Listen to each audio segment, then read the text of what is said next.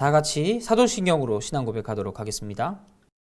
전능하사 천지를 만드신 하나님 아버지를 내가 믿사오며 그 외아들 우리 주 예수 그리스도를 믿사오니 이는 성령으로 잉태하사 동정녀 마리아에게 나시고 본디오 빌라도에게 고난을 받으사 십자가에 못 박혀 죽으시고 장사한 지 사흘 만에 죽은 자 가운데서 다시 살아나시며 하늘에 오르사 전능하신 하나님 우편에 앉아 계시다가 저리로서 산자와 죽은 자를 심판하러 오시리라.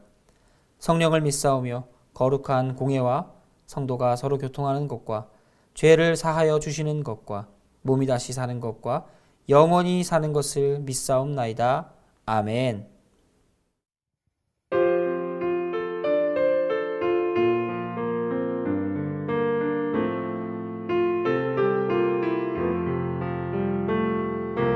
죄짐 맡은 우리 구주 어찌 좋은 친구인지 걱정 근심 무거운 짐 우리 주께 맡기세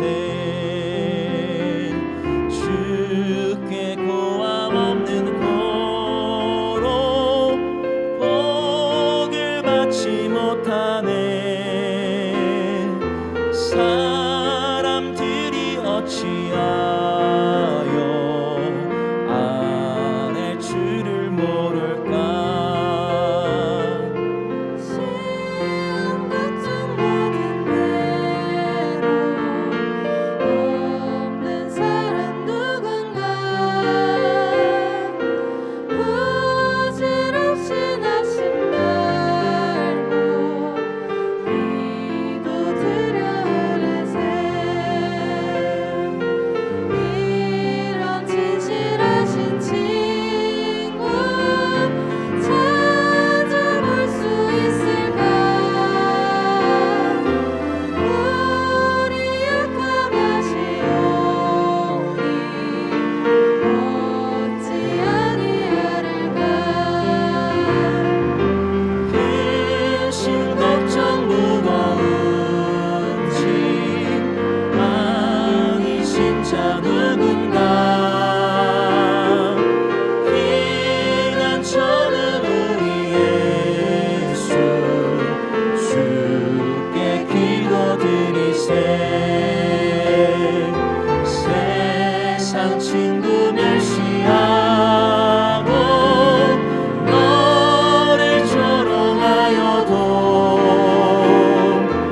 예수 품에 안기어서 참된 위로받겠네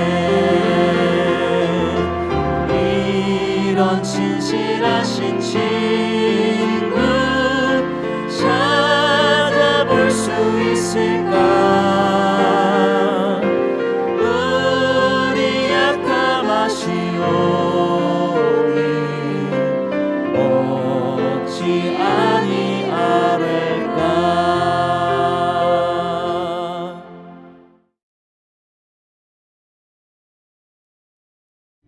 내 나라 모든 지혜자가 능히 내게 그 해석을 알게 하지 못하였으나 오직 너는 능히 하리니 이는 거룩한 신들의 영이 네 안에 있음이라. 벨드사살이라 이름한 다니엘이 한동안 놀라며 마음으로 번민하는지라 왕이 그에게 말하여 이르기를 벨드사살아, 너는 이 꿈과 그 해석으로 말미암아 번민할 것이 아니니라. 내 주여, 그 꿈은 왕을 미워하는 자에게 응하며 그 해석은 왕의 대적에게 응하기를 원하나이다. 왕께서 보신 그 나무가 자라서 견고하여지고 그 높이는 하늘에 닿았으니 땅 끝에서도 보이겠고 그 잎사귀는 아름답고 그 열매는 많아서 만민의 먹을 것이 될 만하고 들짐승은 그 아래에 살며 공중에 나는 새는 그 가지에 깃들었나이다. 왕이여, 이 나무는 곧 왕이시라. 이는 왕이 자라서 견고하여지고 창대하사 하늘에 닿으시며 권세는 땅끝까지 미치심이니이다. 왕이 보신즉 한 순찰자 한 거룩한 자가 하늘에서 내려와서 이르기를 그 나무를 베어 없애라.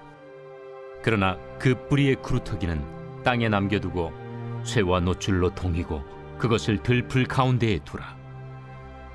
그것이 하늘 이슬에 젖고 또 들짐승들과 더불어 제 몫을 얻으며 7대를 지내리라 하였나이다.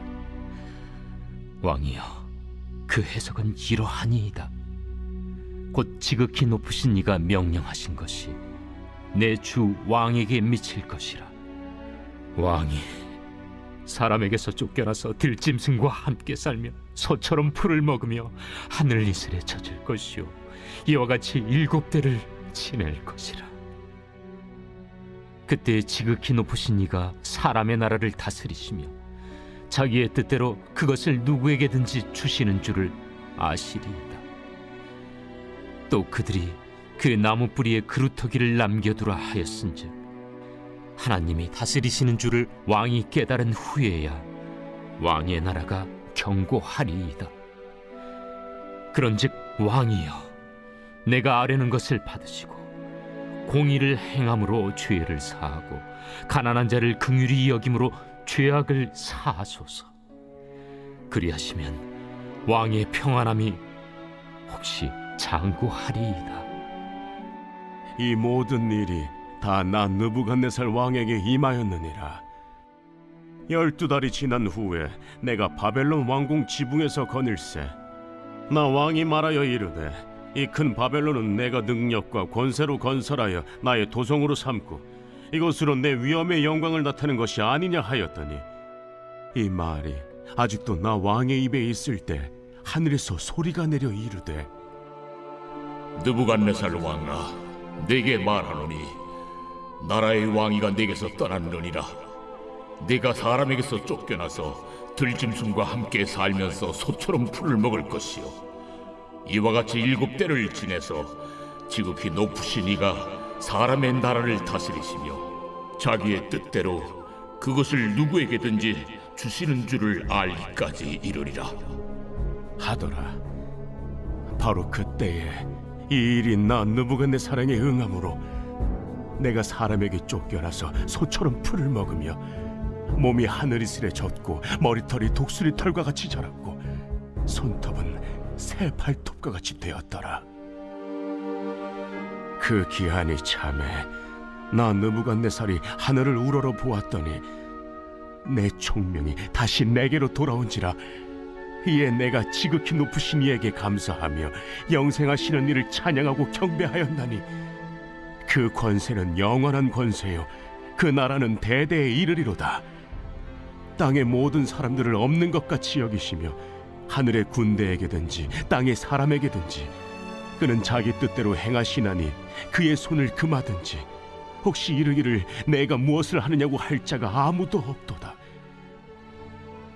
그때에 내 총명이 내게로 돌아왔고 또 내 나라의 영광에 대하여도 내 위엄과 광명이 내게로 돌아왔고 또 나의 모사들과 관원들이 내게 찾아오니 내가 내 나라에서 다시 세움을 받고 또 지극한 위세가 내게 더하였느니라. 그러므로 지금 나 느부갓네살은 하늘의 왕을 찬양하며 칭송하며 경배하노니 그의 일이 다 진실하고 그의 행하심이 의로우심으로 교만하게 행하는 자를 그가 능히 낮추심이라. 하나님은 위대하십니다. 하나님을 믿는 그리스도인들은 모두 이 사실을 인정하고 이 세상에 살아가고 있습니다. 하지만 우리는 때로는 악인들을 보며 이 믿음이 흔들리기도 하는데요. 악인들의 그런 악행들을 보며 분노하기도 하고 하나님께 불만을 표출하기도 합니다. 하나님께서 만왕의 왕이시면 어찌 저들을 지금 이대로 두고 오실 수 있습니까? 하나님의 편이 아닌 악한 자들을 모두 이 땅에서 쓸어버리시고 심판하셔야 하나님이라는 것이 증명되지 않겠습니까? 이런 불만들이 나올 수 있다는 거죠. 하지만 이런 불만들은 곧 하나님을 인정하지 않는 하나의 모습으로 볼 수도 있습니다. 하나님이 누구신지 안다면 우리는 절대 이런 말을 할 수 없다는 것을 오늘 다시 한번 말씀드립니다. 하나님 모든 세상의 왕이시기에 모든 권세와 모든 권력 그리고 질서는 다 하나님 통제 안에 있음을 우리는 기억해야 합니다. 하지만 인간의 짧은 생애와 지식으로는 이 모든 것을 이해할 수 없기 때문에 하나님이 판단하신 이 모든 일들을 우리는 잘못 이해하거나 때로는 오해하기도 합니다. 우리의 삶에서 이루어지지 않았기 때문에 하나님이 선하시지 않다는 착각에 빠질 수 있다는 것입니다. 그리고 이러한 삶에 대한 모습들은 우리로 하여금 하나의 유혹을 만들어냅니다. 하나님 계시지 아니한가? 악인들이 득세하는데도 하나님은 무엇을 하시는가? 라고 하며 우리 마음속에 있는 믿음을 흔들기도 한다는 겁니다.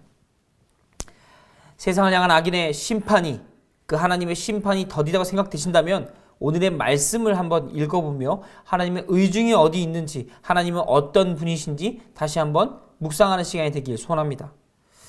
오늘은 느부갓네살의 꿈을 해석하는 다니엘의 모습이 나옵니다. 그 모습 속에서 신하로서의 충성과 또 연민이 느껴지는 것을 우리는 발견합니다. 그는 진심으로 느부갓네살 왕을 걱정합니다. 그가 자신의 잘못과 교만을 깨닫고 하나님 앞에 회개하며 올바른 정치로, 올바른 통치로 이 세상을 잘 다스릴 것을 권면하고 있다는 겁니다. 그것이 바로 하나님이 원하시는 일임을 이 느부갓네살 왕에게 다니엘은 조언하고 있는 것이지요. 27절에 다니엘이 조언하기를 그런즉 왕이여 내가 아뢰는 것을 받으시고 공의를 행함으로 죄를 사하고 가난한 자를 긍휼히 여김으로 죄악을 사하소서 그리하시면 왕의 평안함이 혹시 장구하리이다 하니라 라고 기록하며 하나님께서 그 왕에게 원하시는 바가 무엇인지 잘 설명해 주고 있습니다. 이는 하나님의 기다리심, 심판을 보류하심이 선인에게만 해당되지 않는다는 것을 우리는 발견합니다. 악인들에게도 동일하게 이것들이 적용된다는 겁니다. 하나님의 이 기다리심, 보류하심, 오래 참으심은 모든 인류에게 동일하게 적용됩니다. 그러나 선인들, 의인들은 하나님의 뜻을 즉각 발견하고 돌아오지만 악인들은 영원히 깨닫지 못하고 자신의 갈 길로 나아가 결국 심판대 앞에서 죽게 된다는 것이 성경에서 말하고 있는 질서입니다. 하나님께서는 악인일지라도 하나님 앞에 나와 회개하기를 바라고 계십니다. 그러면서 하나님께서는 기다리고 계신다는 거죠. 그들의 삶에 충분히 많은 사인들을 보여주시고 그들에게 깨닫게 하기 위해서 많은 사람들을 보내시지만 여전히 악인들은 하나님을 인정하지 않고 하나님을 사랑하지 않고 하나님께 나아오지 않습니다. 결국 그래서 그들은 심판을 받게 되는 겁니다.